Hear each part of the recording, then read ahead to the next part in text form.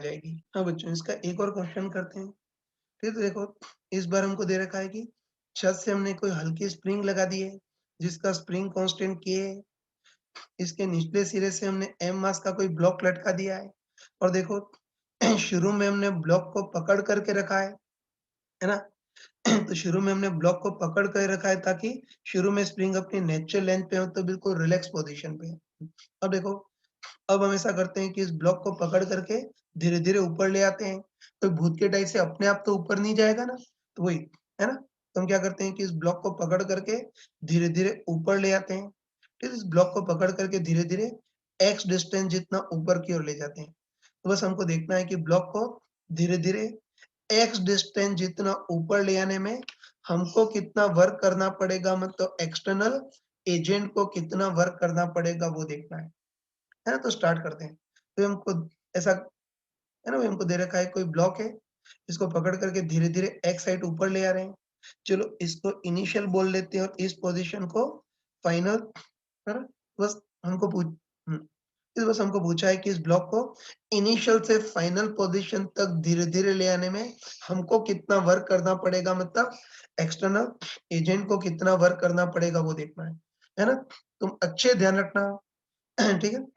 हाँ, तो तुम अच्छे ध्यान रखना कि पूरी फिज़िक्स में अगर कभी भी, ये ध्यान रखना कि पूरी फिज़िक्स में कभी भी हमको कितना वर्क करना पड़ेगा, एक्सटर्नल एजेंट को कितना वर्क करना पड़ेगा, ऐसा क्वेश्चन हो, तो कोई बुद्धि लगाने की ज़रूरत नहीं, बस आँखें बंद करके मॉडिफाइड वर्क एनर्जी थ्योरम लगा देंगे। या तो ध्यान रखना, यही नहीं, इलेक्ट्रोस्टैटिक, ग्रेविटेशन कहीं भी, कभी भी हमको पूछे कि हमको कितना वर्क करना पड़ेगा, तो बस कुछ भी बुद्धि लगाने की ज़रूरत नहीं, बस आँखें बंद करके मॉडिफाइड वर्क एनर्जी थ्योरम लगा देंगे। तो मॉडिफाइड वर्क एनर्जी थ्योरम के अकॉर्डिंग वर्क डन बाय अस, मतलब हम जो वर्क करते हैं वो, plus work done by non conservative मतलब फ्रिक्शन जो वर्क करते हैं वो कहाँ जाता है पूरा-पूरा? कुछ तो इंक्रीज़ इन काइनेटिक एनर्जी में जाता है और कुछ इंक्रीज़ इन पोटेंशियल एनर्जी में जाता है। अब चलो तुम देख के बताओ, इन क्वेश्चन में हम बाय डिफ़ॉल्ट यही मानते हैं कि इस ब्लॉक पर एयर का फ्रिक्शन बिल्कुल 0 है। तुम खुद बताओ कि इस ब्लॉक पर एयर का फ्रिक्शन बिल्कुल 0 है, मतलब ब्लॉक पर फ्रिक्शन जैसा कोई नॉन कंज़र्वेटिव फ़ोर्स नहीं लग रहा है, तो work done by non conservative 0 होगा, है ना? कह सकते हैं कि इस ब्लॉक पर एयर फ्रिक्शन जैसा कोई नॉन कंज़र्वेटिव फ़ोर्स नहीं काम कर रहा है, तो work done by non conservative 0। और दूसरा बताओ कि इस ब्लॉक को बहुत धीरे-धीरे ले जा रहे हैं, मतलब नेग्लिजिबल वेलोसिटी के साथ ले आ रहे हैं, और नेग्लिजिबल वेलोसिटी के साथ ले आ रहे हैं तो इंक्रीज़ इन काइनेटिक एनर्जी भी 0। तो ये बताने की ज़रूरत नहीं है यार कि फ्रिक्शन बिल्कुल एब्सेंट है तो work done by non conservative 0, और बहुत धीरे-धीरे ले जा रहे हैं मतलब बिल्कुल नेग्लिजिबल वेलोसिटी के साथ ले आ रहे हैं तो इंक्रीज़ इन काइनेटिक एनर्जी भी 0, है ना? और तुम बताओ, ये दोनों 0 हो गए ना? तो बताओ ये दोनों 0 हो गए, मतलब कन्फर्म बोल सकते हैं कि इस बार हम जितना भी वर्क करेंगे या जितनी मेहनत करेंगे वो कहाँ जाएगी? इंक्रीज़ इन पोटेंशियल एनर्जी में जाएगी, मतलब पोटेंशियल एनर्जी की फॉर्म में स्टोर हो जाएगी। ठीक है? तो ध्यान रखना कि आगे इतना एक्सप्लेन करने की ज़रूरत नहीं है। अच्छे ध्यान रखना कि पूरी फिज़िक्स में कभी भी हमको कितना वर्क करना पड़े ऐसा पूछे, तो बस आँखें बंद करके मॉडिफाइड वर्क एनर्जी थ्योरम लगा देंगे। फ्रिक्शन नहीं से work done by non conservative 0, धीरे-धीरे ले आ रहे हैं इससे इंक्रीज़ इन काइनेटिक एनर्जी 0। तो बताओ ये दोनों 0 हो गई ना? तो बताओ ये दोनों 0 हो गई, मतलब बोल सकते हैं कि इस बार हम जितना भी वर्क करेंगे वो कहाँ जाएगा? इंक्रीज़ इन पोटेंशियल एनर्जी में जाएगा। मतलब हम जितना भी वर्क करेंगे, जितनी भी मेहनत करेंगे वो पोटेंशियल एनर्जी की फॉर्म में स्टोर हो जाएगा। है ना? तो ध्यान रखना कि आगे तो गधों टाइप से ये भी नहीं लिखूँगा, डायरेक्ट ध्यान रखना कि फ्रिक्शन नहीं है और धीरे-धीरे भी ले आ रहे हैं। तो बताओ इस बार हम जितना भी वर्क करेंगे वो इंक्रीज़ इन पोटेंशियल एनर्जी में जाएगा। अब तुम खुद बताओ कि एक तो वर्टिकली मूव करा रहे हैं मतलब ग्रेविटेशन पोटेंशियल में भी चेंज होगा, और स्प्रिंग है तो स्प्रिंग पोटेंशियल में भी चेंज होगा। तो इस बार ऐसा करेंगे कि इंक्रीज़ इन पोटेंशियल को हम 2 पार्ट में डिवाइड करते हैं। एक तो इंक्रीज़ इन ग्रेविटेशन पोटेंशियल और एक increase in spring potential energy. है तो बस पक्का बोल सकते हैं यार कि ब्लॉक को धीरे-धीरे ऊपर ले आने में हमको जितना भी वर्क करना पड़ेगा वो कहाँ जाएगा?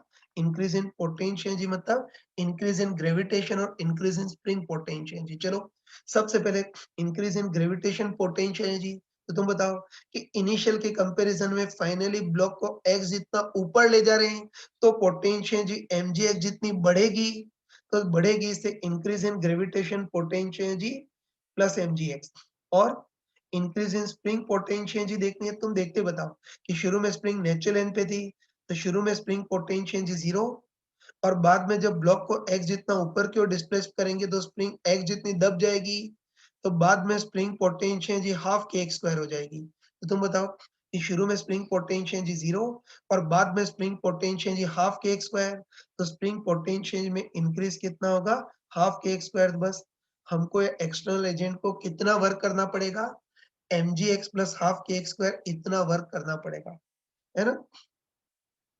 ठीक है, तो आगे इलेक्ट्रोस्टैटिक ग्रेविटेशन वहां भी आएंगे। ठीक है, तो आगे इतना एक्सप्लेन करने की जरूरत नहीं, डायरेक्ट आना चाहिए कि पूरी फिजिक्स में, है ना, पूरी फिजिक्स में कभी भी हमको ये एक्सटर्नल एजेंट को कितना वर्क करना पड़ेगा ऐसा पूछे तो बस आंखें बंद करके मॉडिफाइड वर्क एनर्जी थ्योरम लगा देंगे। और हम बोल सकते हैं फ्रिक्शन नहीं तो work done by non conservative zero, धीरे धीरे ले आने तो increase in kinetic energy zero. तो बस कह सकते हैं कि धीरे धीरे ले आने में हमको जितना भी वर्क करना पड़ेगा वो पोटेंशियल एनर्जी की फॉर्म में स्टोर हो जाएगा। तो धीरे धीरे ले आने में हमको जितना भी वर्क करना पड़ेगा वो कहाँ जाएगा? इंक्रीज इन पोटेंशियल एनर्जी में जाएगा, डेट्स ऑल। हाँ बच्चों, अब इसी का एक और क्वेश्चन करते हैं, लेकिन इस क्वेश्चन करने के पहले एक बहुत छोटी सी चीज याद दिलाना चाह रहा हूँ, जो मैंने वर्क पर एनर्जी की पहली क्लास में बताई थी। जैसे मान लेते हैं कि एल एन का कोई पेंडुलम है ना? मान लेते हैं एल एन का कोई पेंडुलम है जो शुरू में लोएस्ट पोजीशन पर है। अब पेंडुलम को ऐसे थीटा एंगल घुमाते हैं, है ना? तो मैंने बताया था कि कभी भी पेंडुलम को लोएस्ट पोजीशन से अगर थीटा एंगल घुमाए तो बताओ इसकी वर्टिकल हाइट में चेंज कितना होता है? L1 माइनस कॉस थीटा, मैंने बताया था। तुम चाहो तो फटाफट कर भी सकते हो। तो बताओ इस पेंडुलम की लेंथ L है, ये एंगल थीटा है, तो बताओ तुम देखते ही बताओ इस ट्रायंगल में हाइपोटेनस L, ये एंगल थीटा, तो बताओ ये बेस कितना हो जाएगा? L cos theta. अब बताओ पूरे पेंडुलम की टोटल लेंथ L है, उसमें से L cos थीटा चला गया, तो ये वाली हाइट कितनी बचेगी? L minus L cos theta. ये L कॉमन लेंगे तो 1 माइनस cos थीटा, लेकिन ये चीज अपने वर्क और एनर्जी और सर्कुलर मोशन में बार-बार आएगी। मूर्खों टाइप से हर जगह इतना एनालिसिस करने की जरूरत नहीं है। ठीक, तो आगे डायरेक्ट याद रखना कि कभी भी पेंडुलम को लोएस्ट पोजीशन से थीटा एंगल घुमाए तो इसकी वर्टिकल हाइट में डिफरेंस कितना होगा? L1 minus cos theta. Direct याद रखना। चलो अब अपने क्वेश्चन पे आ सकते हैं। ये तो वापस वर्क पर एनर्जी का एक और क्वेश्चन ले रहा हूँ। तो देखो इस बार इस बार हमको दे रखा है कि एम मास और एल एन की कोई यूनिफॉर्म रॉड है जिसको ऊपर वाले पॉइंट पर हिंज कर दिया है ना? और रॉड शुरू में बिल्कुल वर्टिकल नीचे की ओर लटकी हुई है, ठीक है? अब देखो अब हम ऐसा कर रहे हैं कि इस रॉड को धीरे धीरे खिसकाते हुए, हम्म, ये तो ऐसा करते हैं कि इस रॉड को धीरे धीरे खिसकाते हुए इसको थीटा एंगल जितना डिस्प्लेस कर देते हैं, घुमा देते हैं। तो बस हमको देखना है कि रॉड को लोएस्ट पोजीशन से थीटा एंगल जितना धीरे धीरे घुमाने में हमको कितना वर्क करना पड़ेगा, या एक्सटर्नल एजेंट को कितना वर्क करना पड़ेगा वो देखना है। तो चलो ऐसा करते हैं कि रॉड की जो स्टार्टिंग पोजीशन है इसको इनिशियल और बाद वाली पोजीशन को फाइनल। तो बस हमको पूछ रहे हैं, है ना, हमको पूछा है कि रॉड को, तो हमको पूछा है कि रॉड को इनिशियल से फाइनल तक धीरे-धीरे ले आने में हमको कितना वर्क करना पड़ेगा वो देखना है। ठीक है, बस मैंने चमका कर तुमको भी बताया था, है ना?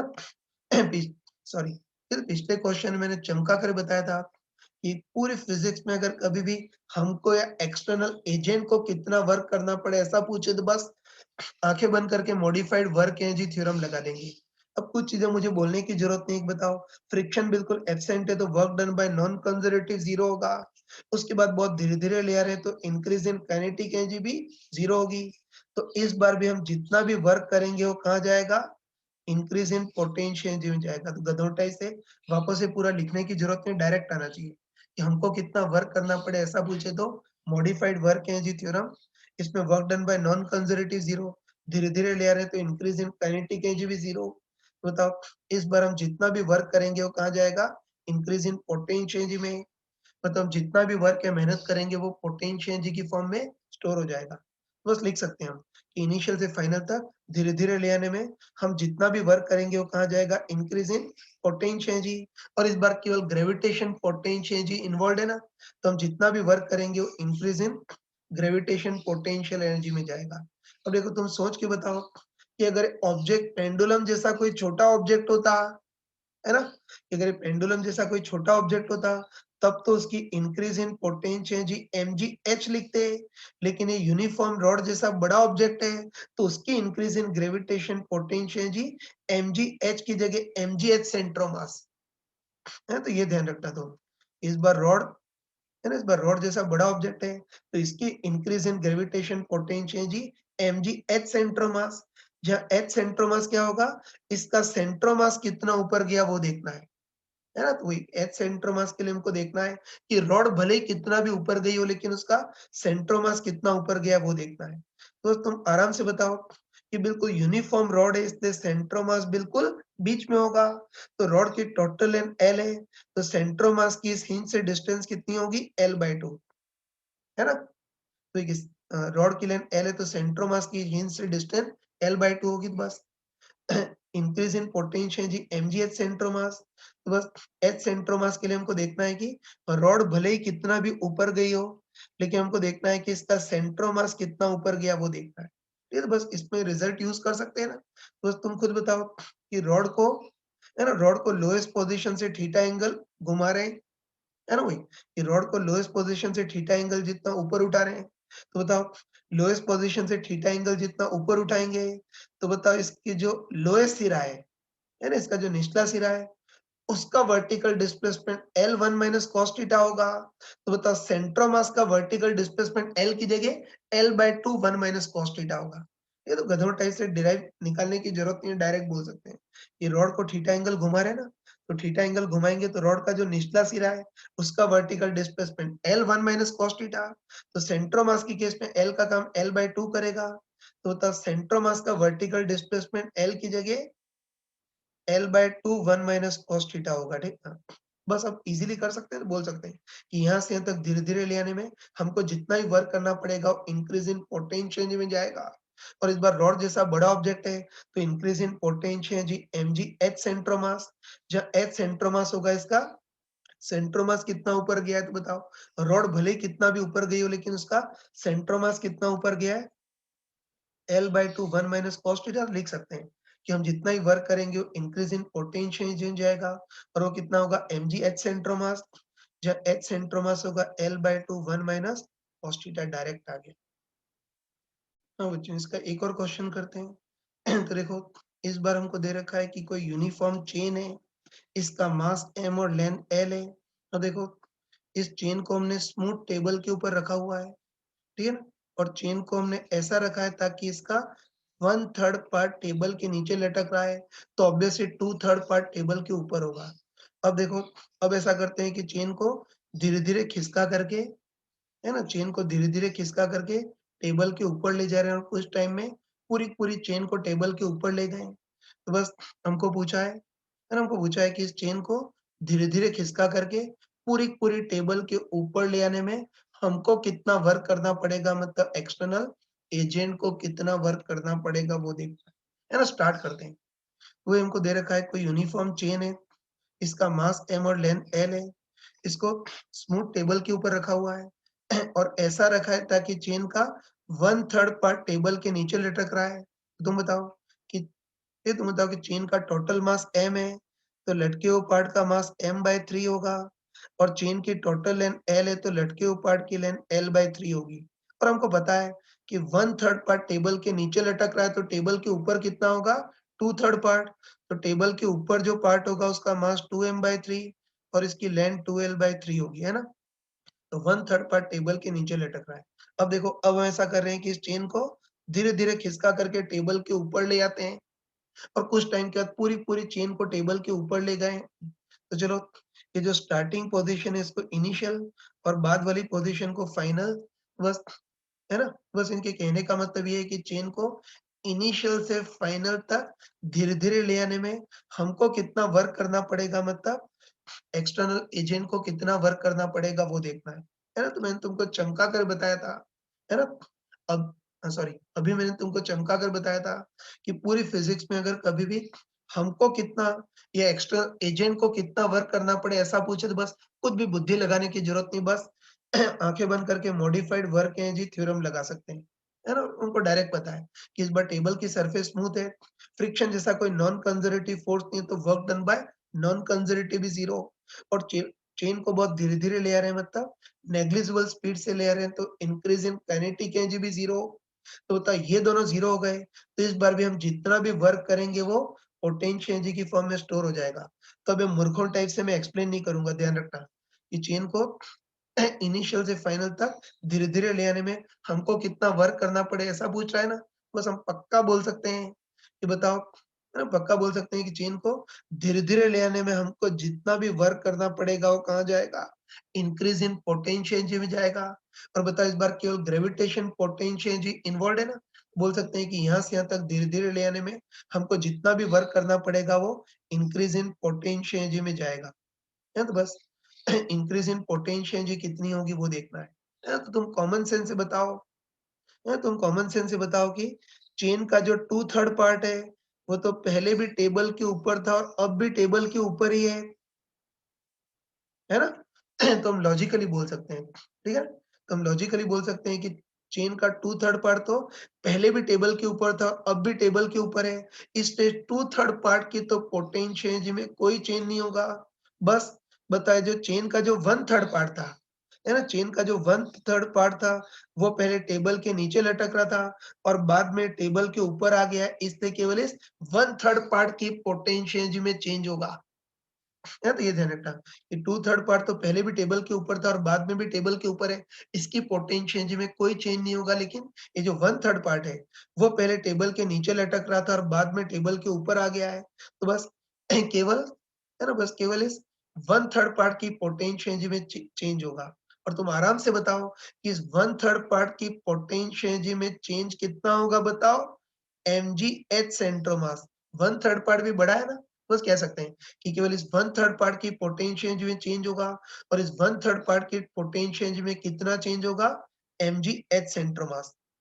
तो बस मैं लिख देता हूँ कि हमको जितना ही वर्क करना पड़ेगा वो इंक्रीज इन पोटेंशियल एनर्जी में जाएगा और केवल इस 1/3 पार्ट की पोटेंशियल एनर्जी में इंक्रीज होगा, है ना? 1/3 पार्ट की पोटेंशियल एनर्जी में इंक्रीज कितना होगा?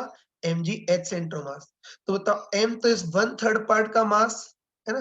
ध्यान रखना कि m तो इस 1/3 पार्ट का मास ये m/3 है। g और h सेंट्रोमास क्या होगा? इस 1/3 पार्ट का सेंट्रोमास कितना ऊपर गया वो देखना है। तो तुम बताओ कि पहले इस 1/3 पार्ट का सेंट्रोमास यहाँ था ना? तुम बताओ कि इस 1/3 पार्ट की टोटल लेंथ l/3 है, तो 1/3 पार्ट के जो सेंट्रोमास है उसकी हाइट कितनी होगी? l/6 होगी। तो तुम बताओ कि पहले 1/3 पार्ट का सेंट्रोमास यहाँ था और बाद में इस 1/3 पार्ट का सेंट्रोमास टेबल के ऊपर आ गया। तो बताओ इस 1/3 पार्ट का सेंट्रोमास कितना ऊपर गया है? l/6 है, तो बस बोल सकते हैं कि हमको जितना ही वर्क करना पड़ेगा वो इंक्रीज इन पोटेंशियल एनर्जी में जाएगा और केवल इस 1/3 पार्ट की पोटेंशियल एनर्जी में इंक्रीज होगा और कितना होगा? mgh centre of mass. तो m तो इस 1/3 पार्ट का मास m/3 g और h सेंट्रोमास क्या होगा? इस 1/3 पार्ट का सेंट्रोमास कितना ऊपर गया है? तो बताओ 1/3 पार्ट का सेंट्रोमास कितना ऊपर गया है? l/6। तो बताओ हमको कितना वर्क करना पड़ेगा? mgl/18। ये आंसर होगा, ठीक है ना? और देखो ये तो हमने सही तरीके से किया। मूर्ख लोग कैसे करते हो सुन लेना। मूर्ख लोग ये करते हैं कि हमको जितना ही वर्क करना पड़ेगा इंक्रीज इन पोटेंशियल एनर्जी जाएगा और 1/3 पार्ट की पोटेंशियल एनर्जी में इंक्रीज होगा और वो कितना होगा? mgh centre of mass. जहाँ h सेंट्रोमास 1/3 पार्ट का सेंट्रोमास कितना ऊपर गया? l/6। गधों टाइप से ये लिख करके आ जाते हैं, गलत है ना? तो 1/3 पार्ट की पोटेंशियल एनर्जी में इंक्रीज m की जगह 1/3 पार्ट का मास m/3 g, h सेंट्रोमास l/6, ये सही है।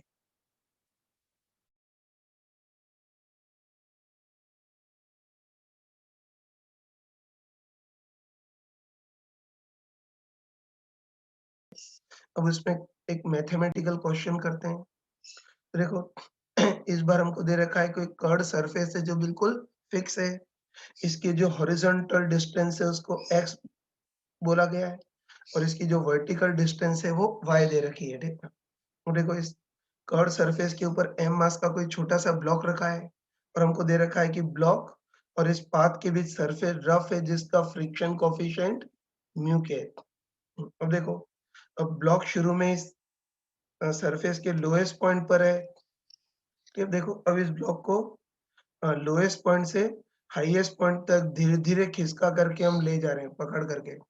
बस हमको पूछा है कि ब्लॉक को पॉइंट ए से बी तक धीरे-धीरे ले जाने में हमको कितना वर्क करना पड़ेगा, मतलब एक्सटर्नल एजेंट को कितना वर्क करना पड़ेगा वो देखना है ना? स्टार्ट करते हैं।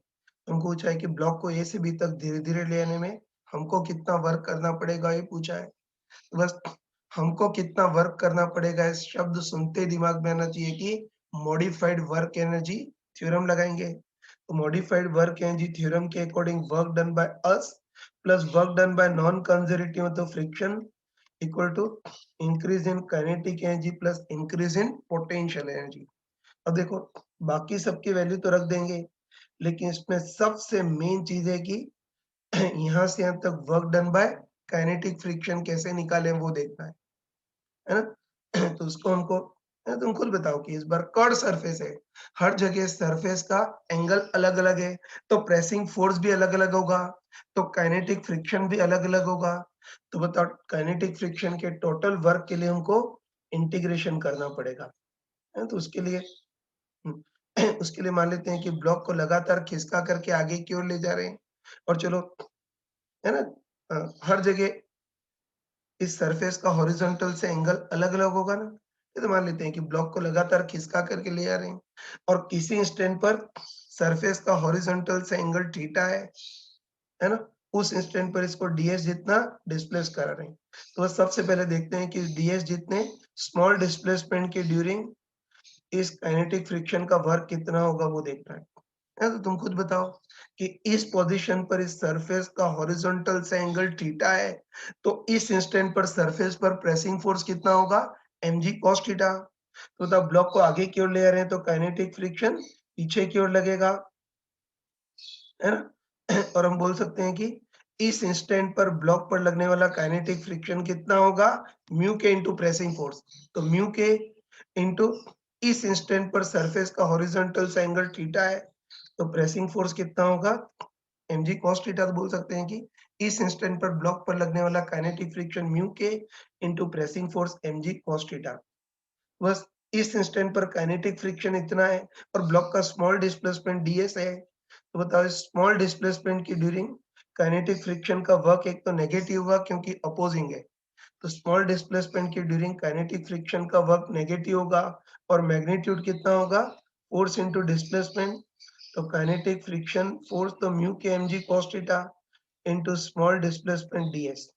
बस स्मॉल डिस्प्लेसमेंट की ड्यूरिंग काइनेटिक फ्रिक्शन का वर्क इतना है, तो इस काइनेटिक फ्रिक्शन का टोटल वर्क इसका इंटीग्रेशन है, तो काइनेटिक फ्रिक्शन का टोटल वर्क इसका इंटीग्रेशन होगा। Integration minus mu k mg cos theta into ds ये होगा, ठीक। अब थोड़ा सॉल्व करते हैं, है ना? तो इसमें सॉल्व करेंगे तो देखो माइनस म्यू के mg ये सारे कांस्टेंट है बाहर और अंदर आएगा इंटीग्रेशन ds cos थीटा। बस इसमें सबसे मेन चीज है कि इंटीग्रेशन ds cos थीटा कैसे निकालें वो देखना है, तो उसको हम स्मार्ट ही करते हैं। ठीक, तुम बताओ कि सरफेस के अलोंग इसका स्मॉल डिस्प्लेसमेंट ds है और इस इंस्टेंट पर सरफेस का हॉरिजॉन्टल से एंगल थीटा है, तो आराम से बताओ कि सरफेस के अलोंग स्मॉल डिस्प्लेसमेंट ds है और इसके साथ एंगल थीटा बन रहा है, तो तब ds का ये कंपोनेंट कितना होगा? ds cos थीटा और इसके साथ एंगल नहीं बन रहा है मतलब ये ds sin थीटा। तो इतनी ज्योमेट्री आती होगी कि सरफेस के अलोंग स्मॉल डिस्प्लेसमेंट ds है, मतलब हाइपोटेनस ds है और एंगल थीटा है, तो ये बेस हो जाएगा ds cos थीटा और ये परपेंडिकुलर हो जाएगा ds sin थीटा। बस तुम खुद बताओ कि ds cos थीटा को हम क्या बोल सकते हैं? स्मॉल x डिस्प्लेसमेंट में तो dx बोल सकते हैं और ds sin थीटा को स्मॉल डिस्प्लेसमेंट का y कंपोनेंट मतलब dy बोल सकते हैं, है ना? तो ये कह सकते हैं कि सरफेस के अलोंग स्मॉल डिस्प्लेसमेंट ds है, तो इसका horizontal component ds cos theta और vertical component ds sin theta है ना, तो तब ds cos थीटा को क्या बोल सकते हैं? स्मॉल डिस्प्लेसमेंट का x कंपोनेंट मतलब dx और ds sin थीटा को स्मॉल डिस्प्लेसमेंट का y कंपोनेंट मतलब dy। तो बताओ ds cos थीटा को हम क्या लिख सकते हैं? स्मॉल डिस्प्लेसमेंट का x कंपोनेंट मतलब dx। बस बताओ काइनेटिक फ्रिक्शन का वर्क कितना होगा? माइनस म्यू के एम जी तो कांस्टेंट है बाहर, और इंटीग्रेशन ds cos थीटा को क्या लिख सकते हैं, dx। तो बस आराम से बताओ कि क्या बच गया अंदर, केवल इंटीग्रेशन dx। तो बताओ dx क्या है, ब्लॉक का स्मॉल x डिस्प्लेसमेंट। तो बताओ सारे dx को ऐड करेंगे तो क्या आएगा, ब्लॉक का टोटल x डिस्प्लेसमेंट मतलब x आ जाएगा। बस हम कह सकते हैं कि काइनेटिक फ्रिक्शन का वर्क माइनस म्यू के एम जी इंटू एक्स इतना आ गया।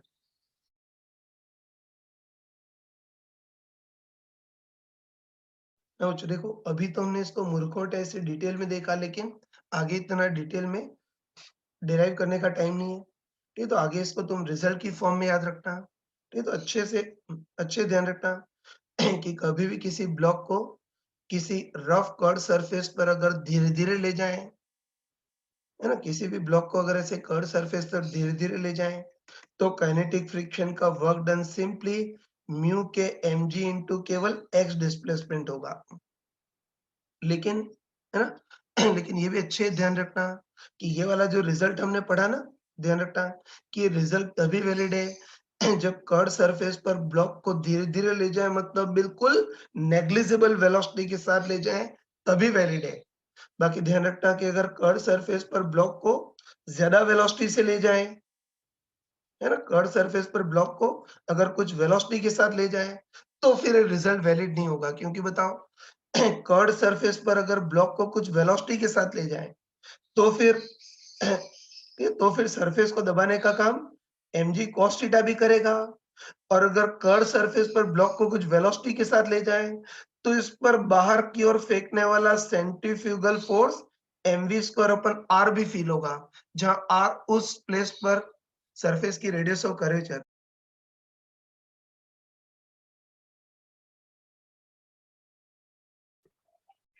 देखो बच्चों, सेंट्रीफ्यूगल फोर्स क्या होता है उसको डिटेल में हम सर्कुलर मोशन में पढ़ेंगे, लेकिन अभी थोड़ी देर के लिए प्रैक्टिकली ध्यान रखना है ना।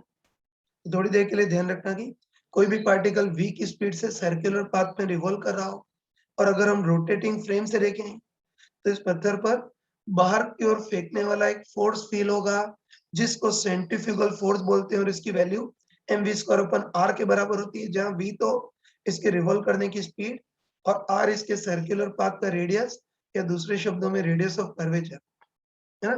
तो डिटेल में सर्कुलर मोशन में पढ़ेंगे, लेकिन अभी थोड़ा सा प्रैक्टिकली ध्यान रखना है ना। तुम प्रैक्टिकली सोच के बताओ, है ना।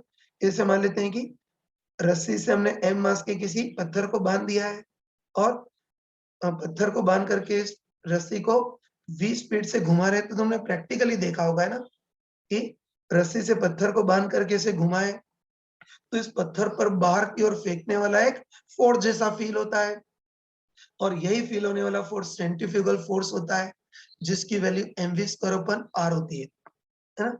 ऐसे ही ये भी देख सकते हैं, बताओ कोई भी ब्लॉक के साथ कॉन्केव सरफेस पर v की स्पीड से मूव कर रहा हो, तो इस पर भी सेंट्रीफ्यूगल फोर्स फील होगा, है ना। और तो बताओ इस बार ब्लॉक कॉन्केव सरफेस में मूव कर रहा है, मतलब ब्लॉक इस वाले सर्किल पर मूव कर रहा है ना।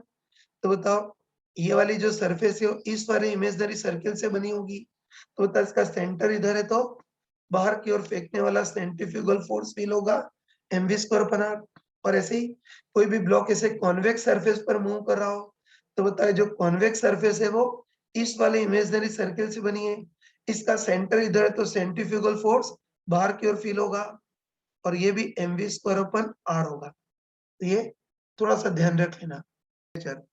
ये तो ध्यान रखना कि कॉन्केव सरफेस हो तो mg cos थीटा भी इधर की ओर लगेगा, और बाहर की ओर फेंकने वाला सेंट्रीफ्यूगल फोर्स भी इधर की ओर होगा, तो तब total pressing force mg cos theta plus mv square अपन r हो जाएगी। तो ये प्रेसिंग फोर्स में mg cos theta plus mv square अपन r ये आ जाएगा। फिर निकालना बहुत ही टफ होगा देखना। और ऐसे अगर ब्लॉक किसी कॉन्वेक्स सरफेस पर मूव कर रहा हो, ठीक है, तब भी mg cos थीटा तो हो गई, लेकिन कॉन्वेक्स सरफेस पे मूव कर रहा हो, तो बाहर की ओर फेंकने वाला सेंट्रीफ्यूगल फोर्स mv स्क्वायर अपन r इधर की ओर आ जाएगा, तो तब total pressing force mg cos theta minus mv square अपन r आ जाएगा, है। तो अच्छे ध्यान रखना कि ये जो रिजल्ट बताया तभी वैलिड है जब ब्लॉक को धीरे धीरे मतलब नेग्लिजिबल वेलोसिटी के साथ ले जाए। नेग्लिजिबल वेलोसिटी के साथ ले जाए तो सेंट्रीफ्यूगल फोर्स जीरो होगा। बाकी ध्यान रखना कि अगर कुछ सर्टेन वेलोसिटी के साथ ले जाए, तो फिर प्रेसिंग फोर्स में mg cos थीटा के साथ-साथ सेंट्रीफ्यूगल फोर्स mv स्क्वायर अपन r का भी कंट्रीब्यूशन आएगा, तब अपना ये रिजल्ट वैलिड नहीं होगा। तो ये काइनेटिक फ्रिक्शन का वर्क तो हमने निकाल लिया। बस अब कर सकते हैं ना? अब हमको पूछा है कि ब्लॉक को A से B तक धीरे-धीरे ले आने में हमको या एक्सटर्नल एजेंट को कितना काम कर वर्क करना पड़ेगा वो देखना है। बस हमको कितना वर्क करना पड़ेगा, ये शब्द सुनते ही दिमाग में आना चाहिए। इस simply modified work energy theorem लगाएँगे। तो बस A से B तक मॉडिफाइड वर्क एनर्जी थ्योरम लगाते हैं, मतलब वर्क डन बाय अस, मतलब हम जो वर्क करते हैं वो, plus work done by non conservative मतलब फ्रिक्शन जो वर्क करते हैं वो कहाँ जाएगा? कुछ तो इंक्रीज इन काइनेटिक एनर्जी और कुछ इंक्रीज इन पोटेंशियल एनर्जी। तो वर्क डन बाय अस मतलब हमको कितना वर्क करना है वो निकालना है, ऐसे ही रहने देते हैं। Plus work done by friction, तो हमको अच्छे पता है कि इस ब्लॉक को इस कर्व्ड सरफेस पर धीरे-धीरे ले जा रहे हैं, और हमको पता है कि कर्व्ड सरफेस पर अगर धीरे-धीरे ले जाएँ, तब तो काइनेटिक फ्रिक्शन का work simply minus mu k mg into केवल x डिस्प्लेसमेंट होगा, equal to increase in kinetic energy. बस धीरे-धीरे मतलब नेग्लिजिबल स्पीड के साथ ले आ रहे हैं, तो increase in kinetic energy 0 plus increase in potential energy. तो इनिशियल के कंपैरिजन में फाइनली ब्लॉक y जितना ऊपर जा रहा है, तो पोटेंशियल एनर्जी बढ़ेगी और mg y जितनी बढ़ेगी। बस इन नमूनों को उधर ट्रांसफर करेंगे तो वर्क डन बाय अस में तो हमको कितना वर्क करना पड़ेगा? Mu k mg x plus mg y जितना वर्क करना पड़ेगा। हाँ बच्चों देखो, इस क्वेश्चन में तो ब्लॉक को A से B तक धीरे-धीरे ले जा रहे हैं, मतलब बिल्कुल नेग्लिजिबल स्पीड के साथ ले आ रहे हैं। लेकिन कई बार ऐसे केस होते हैं जिसमें ब्लॉक को कुछ पर्टिकुलर स्पीड के साथ ले जाते हैं, ठीक है? तो इसका एक लॉजिकल क्वेश्चन ले रहा हूँ। देखो इस बार हमको दे रखा है कि 2 ऐसी सरफेसेस हैं, इन दोनों की हॉरिजॉन्टल डिस्टेंस x और वर्टिकल हाइट y है, और फ्रिक्शन कोएफिशिएंट भी सेम है म्यू के ही, ठीक है? लेकिन जो पहली सरफेस है एक कॉनकेव है और दूसरी सरफेस एक कॉन्वेक्स है। अब देखो इस बार भी m मास का कोई ब्लॉक है, इसको लोएस्ट पॉइंट से हाईएस्ट पॉइंट तक ले जा रहे हैं, लेकिन धीरे-धीरे नहीं ले जा रहे हैं। इस बार इसको लोएस्ट पॉइंट से हाईएस्ट पॉइंट तक v की कांस्टेंट स्पीड के साथ ले जा रहे हैं। तो बस हमको देखना है कि अगर ब्लॉक को लोएस्ट से हाईएस्ट पॉइंट तक v की कांस्टेंट स्पीड से ले जाएँ, तो किस केस में हमको वर्क थोड़ा-सा ज़्यादा करना पड़ेगा और किस में वर्क थोड़ा-सा कम करना पड़ेगा, वो देखना है ना? तो चलो पहले तो है ना, पहले तो मान लेते हैं कि ब्लॉक को A से B तक अगर धीरे-धीरे ले जाएँ, मतलब नेग्लिजिबल वेलोसिटी के साथ ले जाएँ, तब हमको कितना वर्क करना पड़ेगा पहले वो देख लेते हैं। तो हम पिछले क्वेश्चन में कर चुके हैं, है ना? हमको अच्छे पता है कि ब्लॉक को A से B तक अगर धीरे-धीरे ले जाएँ, है ना? ब्लॉक को धीरे-धीरे ले जाएँ मतलब नेग्लिजिबल वेलोसिटी के साथ ले जाएँ, तो सेंट्रीफ्यूगल फोर्स वाला पार्ट नहीं आएगा, तो तब तो प्रेसिंग फोर्स केवल mg cos थीटा होगा। तो फ्रिक्शन का work done integration friction force into ds, तो तब सॉल्व करने पर फ्रिक्शन का work minus mu k mg into x आएगा, और मॉडिफाइड वर्क एनर्जी थ्योरम लगाएंगे, तो धीरे-धीरे ले आने में तो हमको कितना वर्क करना पड़ेगा? Mu k mg x plus mg y। इसमें ये जो वर्क होगा वो काइनेटिक फ्रिक्शन के अगेंस्ट इतना वर्क करना पड़ेगा, और पोटेंशियल एनर्जी के फॉर्म में mg y जितना स्टोर होगा, ठीक है? तो कर चुके हैं कि ब्लॉक को अगर A से B तक धीरे-धीरे ले आते हैं, तो हमको कितना वर्क करना पड़ता? Mu k mg x plus mg y। ये तो इंक्रीज इन पोटेंशियल एनर्जी, और ये work done against kinetic friction, मतलब काइनेटिक फ्रिक्शन के अगेंस्ट इतना वर्क करना पड़ता। लेकिन अब ये वाला जो केस है उसको देखते हैं। तो देखो इस बार हम, है ना, पहले फर्स्ट केस को देखते हैं।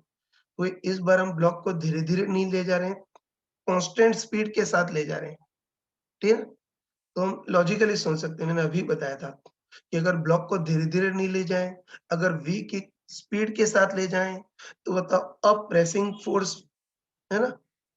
अब बताओ दबाने वाला फोर्स एक तो mg cos थीटा तो होगा ही, लेकिन अब सेंट्रीफ्यूगल फोर्स भी आ जाएगा।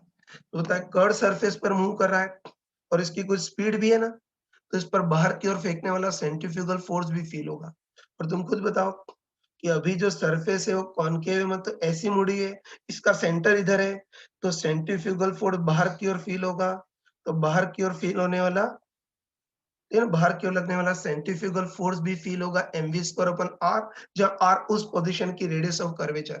वो साफ-साफ बोल सकते हैं कि अभी mg cos थीटा भी नीचे की ओर ये भी दबाएगा और सेंट्रीफ्यूगल फोर्स भी दबाएगा।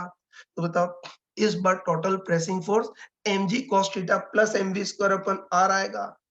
तो बस काइनेटिक फ्रिक्शन है ना? उस पोजीशन पर काइनेटिक फ्रिक्शन म्यू के इनटू प्रेसिंग फोर्स केवल mg cos थीटा नहीं होगा, mg cos theta plus mv square अपन r इतना आ जाएगा। तो बस हम बोल सकते हैं कि अगर ब्लॉक कॉन्केव सरफेस पर मूव करे तो बाहर की ओर फेंकने वाला सेंट्रीफ्यूगल फोर्स फील होगा, तो उसके कारण प्रेसिंग फोर्स बढ़ जाएगा। प्रेसिंग फोर्स बढ़ जाएगा तो काइनेटिक फ्रिक्शन भी बढ़ जाएगा। तो काइनेटिक फ्रिक्शन के अगेंस्ट हमको जो वर्क करना पड़ेगा वो भी ज्यादा करना पड़ेगा। ये टर्म बढ़ जाएगी तो वर्क डन बाय अस भी बढ़ जाएगा, इससे ज्यादा होगा। चलो सेकेंड पार्ट देखते हैं। ठीक है, तो सेकेंड पार्ट में इसको ए से बी तक किसी कॉन्वेक्स सरफेस पर ले आते हैं। तो बस कॉमन सेंस से बोल सकते हैं कि इस बार सरफेस कॉन्वेक्स है, तो इस बार भी इस ब्लॉक पर दबाने वाले फोर्स कौन-कौन से होंगे? एक तो mg cos थीटा तो होगा ही और दूसरा सेंट्रीफ्यूगल फोर्स, लेकिन इस बार ब्लॉक कॉन्वेक्स सरफेस पर मूव कर रहा है। मतलब सरफेस ऐसी मुड़ी है, इसका सेंटर इधर कहीं होगा, तो सेंट्रीफ्यूगल फोर्स है ना, बाहर की ओर फेंकने वाला सेंट्रीफ्यूगल फोर्स ऐसा बाहर की ओर होगा mv स्क्वायर अपन r।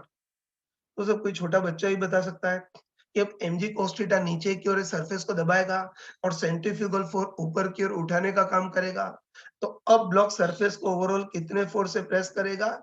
mg cos theta minus mv square अपन r। तो बताओ प्रेसिंग फोर्स घट जाएगा तो काइनेटिक फ्रिक्शन फोर्स भी घट जाएगा।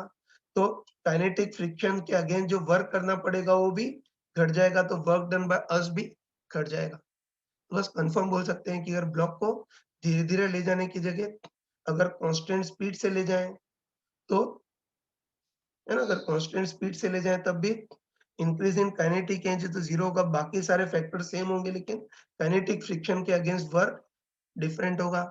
इसमें प्रेसिंग फोर्स ज़्यादा होगा तो काइनेटिक फ्रिक्शन के अगेंस्ट वर्क भी ज़्यादा करना पड़ेगा। तो फर्स्ट केस में हमको भी वर्क ज़्यादा करना पड़ेगा और सेकंड केस में सेंट्रीफ्यूगल फोर्स बाहर की ओर फील होगा। प्रेसिंग फोर्स कम तो काइनेटिक फ्रिक्शन कम, तो काइनेटिक फ्रिक्शन के अगेंस्ट वर्क भी कम करना पड़ेगा। मतलब हमको जो वर्क करना पड़ेगा वो भी सेकंड केस में कम आएगा।